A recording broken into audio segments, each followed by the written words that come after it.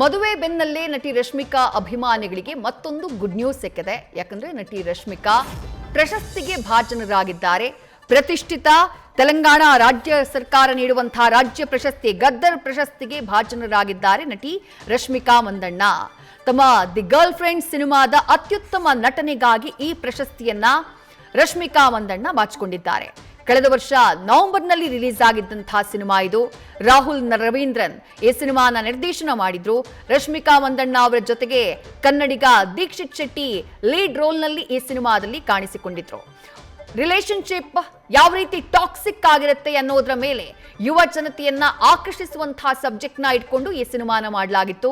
ಈ ಸಿನಿಮಾದಲ್ಲಿ ರಶ್ಮಿಕಾ ಮಂದಣ್ಣ ಅವರ ನಟನೆ ದೊಡ್ಡ ಮಟ್ಟದಲ್ಲಿ ಗಮನ ಸೆಳೆದಿತ್ತು. ಸೋಷಿಯಲ್ ಮೀಡಿಯಾ ಪ್ಲಾಟ್ಫಾರ್ಮ್ಗಳಲ್ಲೂ ದೊಡ್ಡ ಮಟ್ಟದಲ್ಲಿ ರಶ್ಮಿಕಾ ಅವರ ನಟನೆಗೆ ಮೆಚ್ಚುಗೆ ವ್ಯಕ್ತವಾಗಿತ್ತು. ಮದುವೆಯ ಗುಡ್ ನ್ಯೂಸ್ನ ಬೆನ್ನಲ್ಲೇ ಈಗ ನಟಿ ರಶ್ಮಿಕಾ ಮಂದಣ್ಣ ಅವರಿಗೆ ರಾಜ್ಯ ಪ್ರಶಸ್ತಿಯ ಗರಿ ಕೂಡ ಸಿಕ್ಕಿದೆ. ದಿ ಗರ್ಲ್ ಫ್ರೆಂಡ್ ಸಿನಿಮಾದ ಅತ್ಯುತ್ತಮ ನಟನೆಗಾಗಿ ಈ ಬಗ್ಗೆ ಖುಷಿಯನ್ನ ವ್ಯಕ್ತಪಡಿಸಿದ್ದಾರೆ ನಟಿ ರಶ್ಮಿಕಾ ಮಂದಣ್ಣ.